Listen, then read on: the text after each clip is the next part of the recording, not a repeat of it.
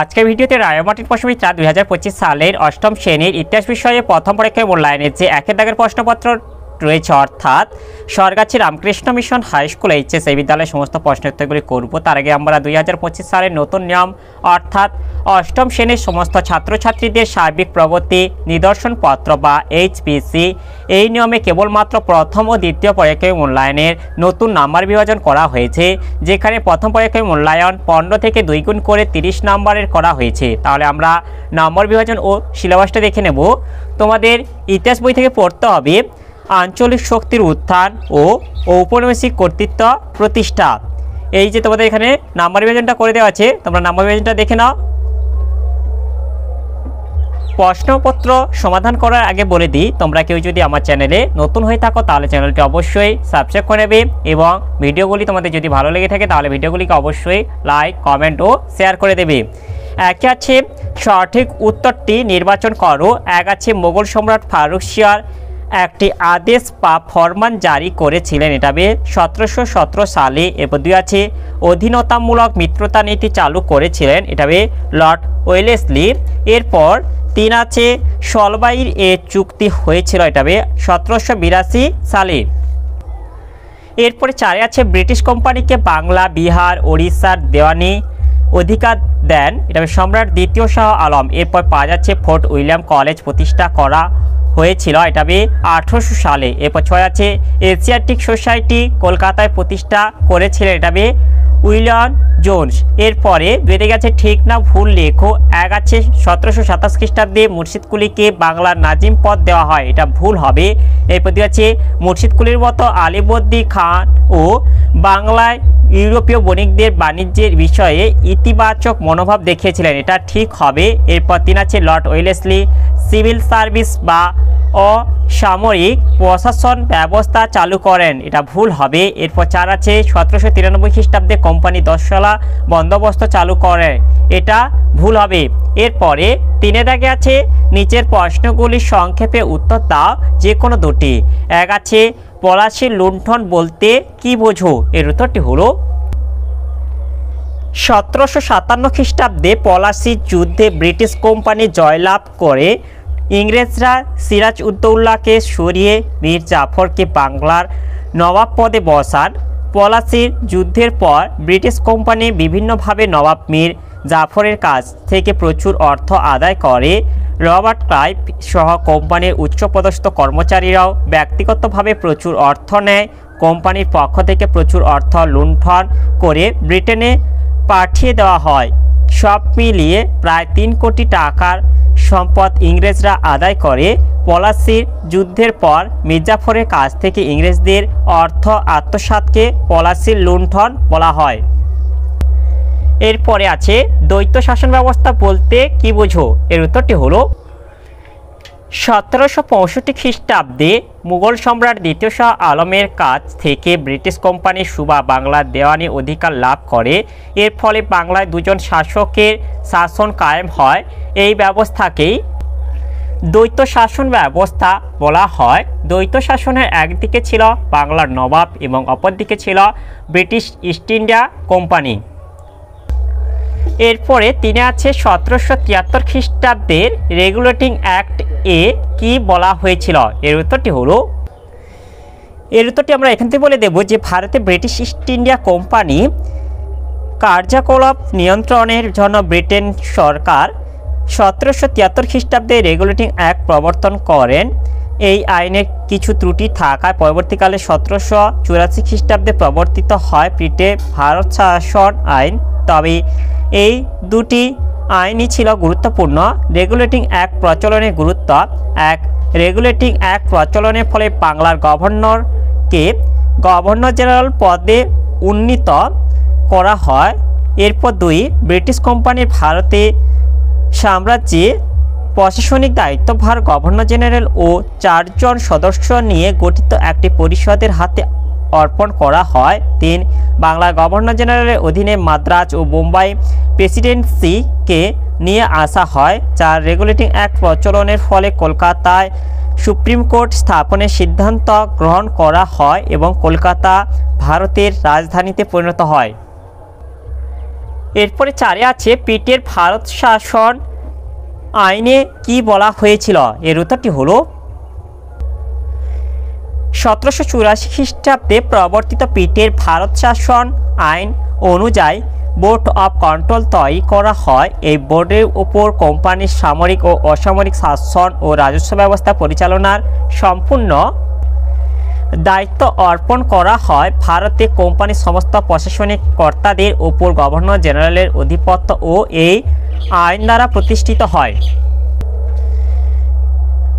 এরপরে 4 দিকে আছে নিচের প্রশ্নগুলির উত্তর দাও যে কোনো দুটি। 1 আছে দেওয়ানি লাভের গুরুত্ব লেখো। এর উত্তরটি হলো, এখান থেকে তোমাদের এই উত্তরটা বলে দেবে, বক্সারের যুদ্ধের পর এলাহাবাদের দ্বিতীয় সন্ধি দ্বারা ইংরেজ ইস্ট ইন্ডিয়া কোম্পানি মুঘল সম্রাটকে কারা ও এলাহাবাদ অঞ্চল এবং বার্ষিক 26 লক্ষ টাকা কর প্রদানের অঙ্গীকার করে। বিনিময়ে মুঘল সম্রাট দ্বিতীয় শাহ আলম ইংরেজ ইস্ট ইন্ডিয়া কোম্পানিকে বাংলা, বিহার ও ওড়িশার দেওয়ানি বা রাজস্ব আদায় সংক্রান্ত অধিকার প্রদান করেন।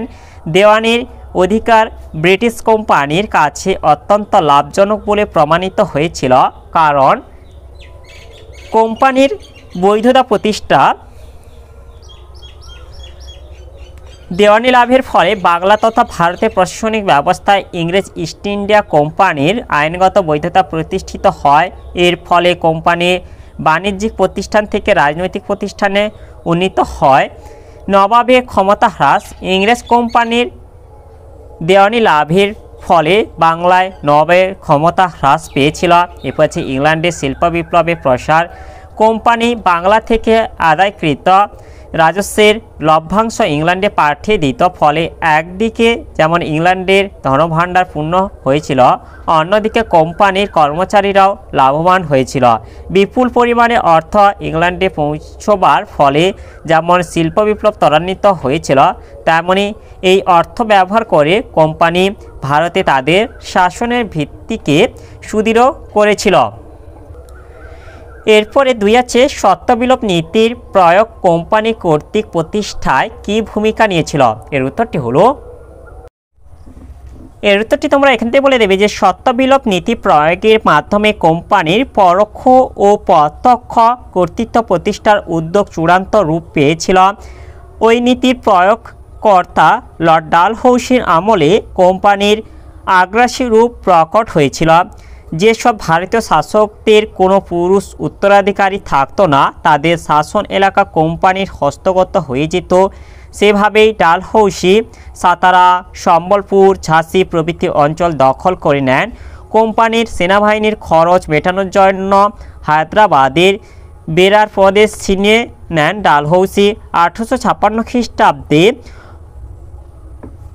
অপশাসনের অভিযোগে অযোধ্যার বাকি অংশ কোম্পানির দখলে নিয়ে আসেন তিনি। দ্বিতীয় ইঙ্গ-শিখ যুদ্ধে জেতার ফলে পাঞ্জাব ও ক্রমে কোম্পানির অধিকারে চলে যায়। এইভাবে 1857 খ্রিস্টাব্দের মধ্যে লর্ড ডালহৌসির নেতৃত্বে ভারতীয় উপমহাদেশে 60 ভাগেরও বেশি অঞ্চলে ব্রিটিশ কোম্পানির অধিকার প্রতিষ্ঠিত হয়ে গিয়েছিল। এতটা লিখে দেবে। এরপরে 3 দাগে আছে টিকা লেখো মেকলে মিনিটস। মেকলে প্রতিবেদন বা মেকলে মিনিটস ভারতে বড়লাট বেন্টিংয়ের আইন সচিব টমাস ব্যাবিংটন মেকলে ভারতের শিক্ষানীতি সম্পর্কে প্রাচ্যবাদী এবং পাশ্চাত্যবাদীদের মধ্যে সকল প্রকার বিতর্কের অবসান ঘটিয়ে 1835 খ্রিস্টাব্দের 2 ফেব্রুয়ারি ভারতের পাশ্চাত্য শিক্ষা বিস্তারের জন্য বড়লাট উইলিয়াম বেন্টিংয়ের কাছে একটি প্রতিবেদন পেশ করেন, যা মেকলে মিনিটস নামে পরিচিত।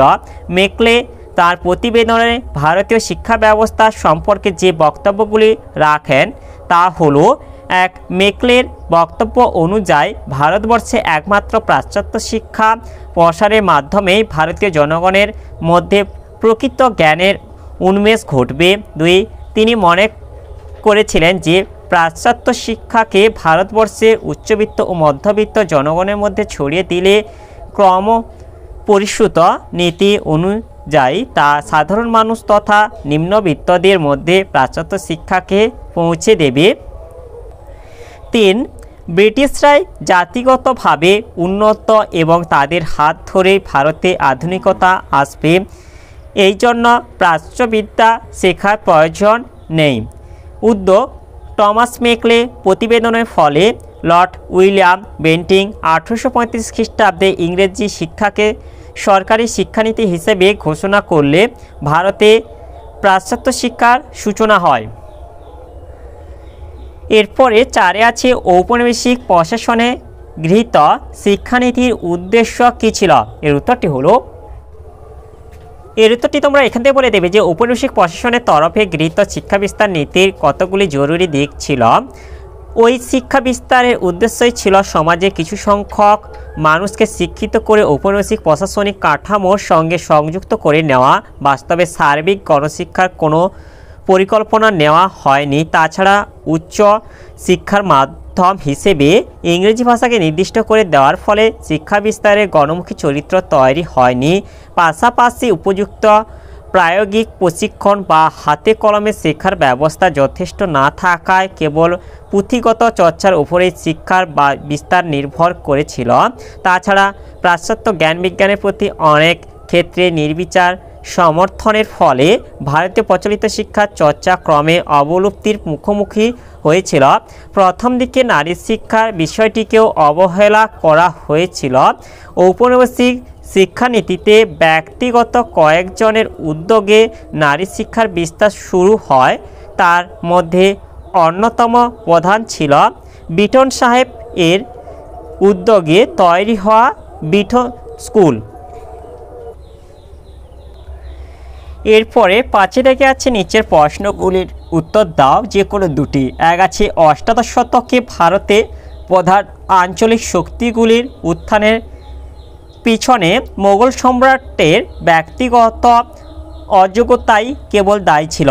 তোমার বক্তব্যের সমর্থনে যুক্তি দাও। এর উত্তরটি হলো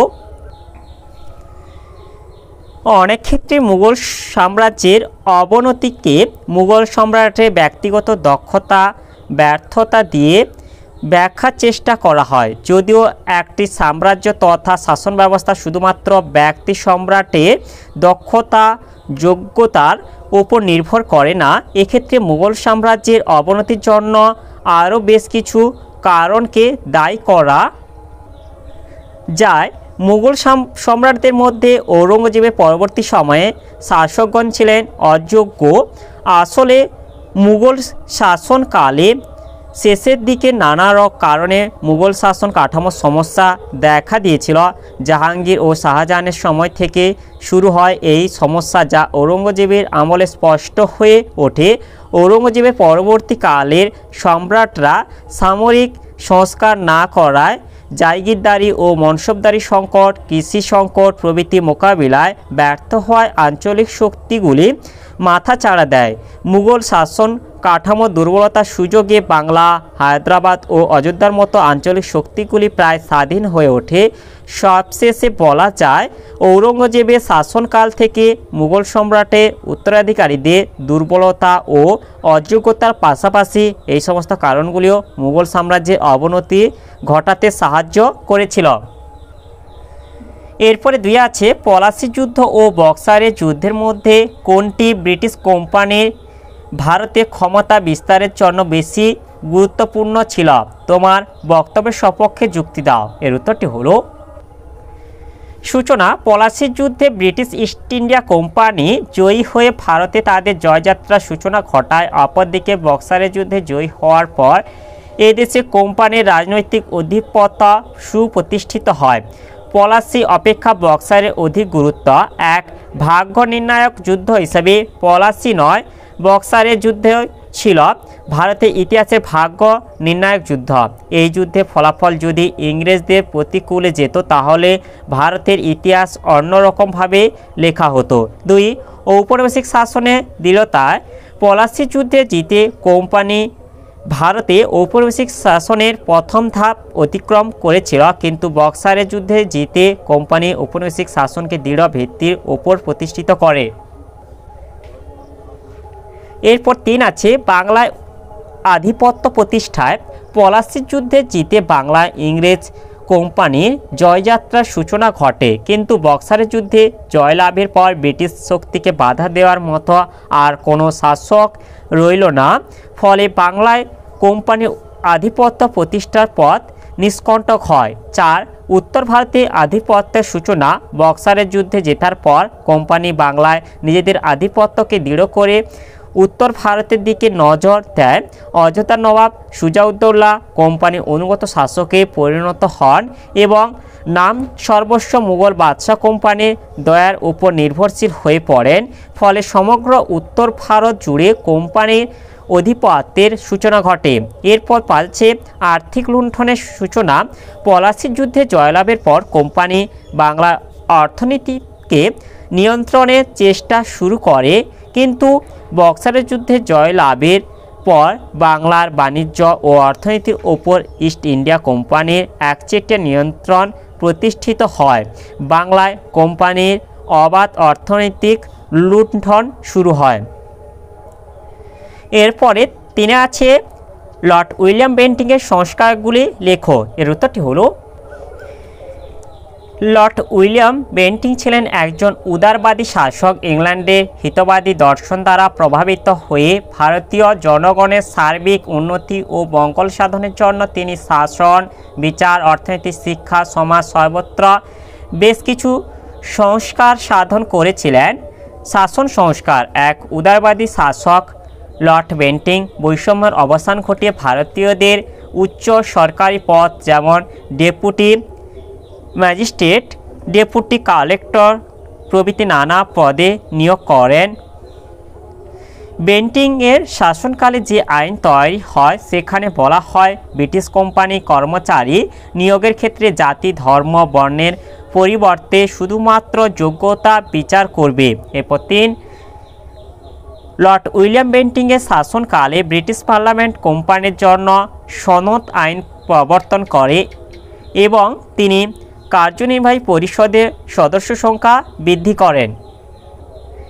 এরপর আছে বিচার সংস্কার। এক লর্ড উইলিয়াম বেন্টিংয়ের উদ্যোগে এর সময় ভারতীয় দণ্ডবিধি প্রবর্তিত হয়। এরপর 2 আছে তিনি ভ্রাম্যমাণ আদালত ও প্রাদেশিক আপিল আদালত তুলে দিয়ে তার পরিবর্তে এলাহাবাদের সর্বোচ্চ দেওয়ানি ও ফৌজদারি আদালত প্রতিষ্ঠা করেন।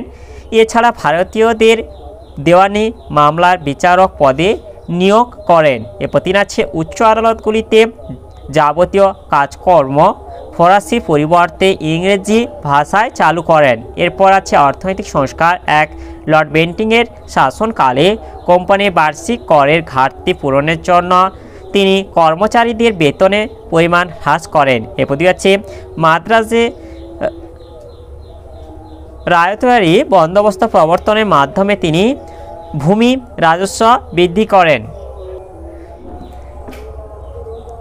এরপরে আছে সমাজ সংস্কার। এক হচ্ছে লর্ড উইলিয়াম বেন্টিং 1829 খ্রিস্টাব্দে সতীদাহ প্রথা রদ করে উল্লেখযোগ্য কৃতিত্বের পরিচয় দেন। 2 হচ্ছে উত্তর ও মধ্য ভারতে সক্রিয় ঠগি দস্যুদের দমন করার জন্য কর্নেল লিমানের নেতৃত্বে বেন্টিং একটি বিশেষ বিভাগ তৈরি করেন। এর পাশাপাশি পিণ্ডারি দস্যুদেরও তিনি দমন করেন। এরপর হচ্ছে শিক্ষা সংস্কার। প্রাচ্য ও পাশ্চাত্যবাদী বিতর্কে অবসান ঘটিয়ে লর্ড উইলিয়াম বেন্টিং আইন সচিব মেকলের নেতৃত্বে ভারতে পাশ্চাত্য শিক্ষার বিস্তার ঘটান। 1835 খ্রিস্টাব্দে ডাক্তারি শিক্ষার জন্য কলকাতা মেডিকেল কলেজ ও বোম্বাইতে এলফিনস্টোন কলেজ প্রতিষ্ঠা করেন। এভাবে সংস্কারক হিসেবে লর্ড উইলিয়াম বেন্টিং উল্লেখযোগ্য কৃতিত্বের পরিচয় দিয়েছিলেন। এরপরে 4 আছে লর্ড কর্নওয়ালিসের সংস্কারগুলি সংক্ষেপে লেখো। এর উত্তরটি হলো, এখান থেকে উত্তরটা বলে দেব যে লর্ড কর্নওয়ালিস 1786 খ্রিস্টাব্দে গভর্নর জেনারেল নিযুক্ত হওয়ার পর ভারতে প্রশাসনিক সংস্কারে মনোনিবেশ করেন। লর্ড কর্নওয়ালিস আন্তরিকভাবে বিশ্বাস করতেন যে ইংল্যান্ডের লক্ষ্য হলো ইংল্যান্ডের অনুকরণে ঔপনিবেশীয় ভারতের শাসন ব্যবস্থা গড়ে তোলা। এক হচ্ছে দুর্নীতিমুক্ত প্রশাসন গঠন। কোম্পানির আমলে কর্মচারীরা বেআইনি ব্যবসা বাণিজ্যে লিপ্ত হন এবং একাধিক পদ দখল করে অবৈধভাবে প্রচুর অর্থ উপার্জন করত। কর্নওয়ালিস স্বচ্ছ ও দুর্নীতিমুক্ত প্রশাসন গড়ে তোলার জন্য ঘোষণা করেন যে কোম্পানি কোনো কর্মচারী ব্যক্তিগত বাণিজ্যে লিপ্ত হতে পারবেন না এবং খ একই কর্মচারী একাধিক বিভাগে নিযুক্ত হতে পারবে না। 2 কর্মচারীদের বেতন বৃদ্ধি। কোম্পানির কর্মচারীদের অল্প বেতনে কাজ করতে হতো। লর্ড কর্নওয়ালিস উপলব্ধি করেন যে কোম্পানির কর্মচারীদের দুর্নীতিগ্রস্ত হওয়ার অন্যতম কারণ হলো তাদের অল্প বেতন। তিনি কর্মচারীদের পদ ও অভিজ্ঞতা অনুসারে বেতন বৃদ্ধি করে তাদের কর্মদক্ষ করে তুলতে সচেষ্ট হন। এরপর আছে তিনি ইউরোপীয়দের নিয়োগ। লর্ড কর্নওয়ালিস সরকারি উচ্চ পদে বা বছরে 500 পাউন্ডের বেশি বেতনের চাকুরিতে ভারতীয়দের নিয়োগ নিষিদ্ধ করেন। ওইসব উচ্চ পদে ইউরোপীয়দের নিয়োগ প্রথা চালু হয়। এরপর হচ্ছে পুলিশি ব্যবস্থার সংস্কার। লর্ড কর্নওয়ালিস ভারতের আইনশৃঙ্খলা রক্ষার জন্য আধুনিক পুলিশি ব্যবস্থা গড়ে তোলেন। তিনি গড়ে 20 বর্গমাইল এলাকা নিয়ে সার্কেল বা থানা সৃষ্টি করেন। প্রতি থানায় একজন ভারতীয় দারোগা থাকতেন। দারোগা কয়েকজন কনস্টেবলের সাহায্যে থানা এলাকার শান্তি শৃঙ্খলা রক্ষা করতেন। ভারতে ব্রিটিশ প্রশাসনিক কাঠামোর প্রতিষ্ঠা ও পথিকৃৎ ছিলেন লর্ড কর্নওয়ালিস। তার প্রশাসনিক সংস্কার ভারতের ইতিহাসে এক নবযুগের সূচনা করেছিল। তাহলে আজকের ভিডিওতে আমরা অষ্টম শ্রেণী ইতিহাস বিষয়ে যে একের দাগে প্রশ্নপত্র ছিল তার সমাধান করলাম। আর তোমরা কেউ যদি আমার চ্যানেলটা এখনও সাবস্ক্রাইব করে রাখোনি তাহলে চ্যানেলটা অবশ্যই সাবস্ক্রাইব করে নেবে এবং ভিডিওটি ভালো লাগলে ভিডিওটিকে অবশ্যই লাইক, কমেন্ট ও শেয়ার করে দেবে।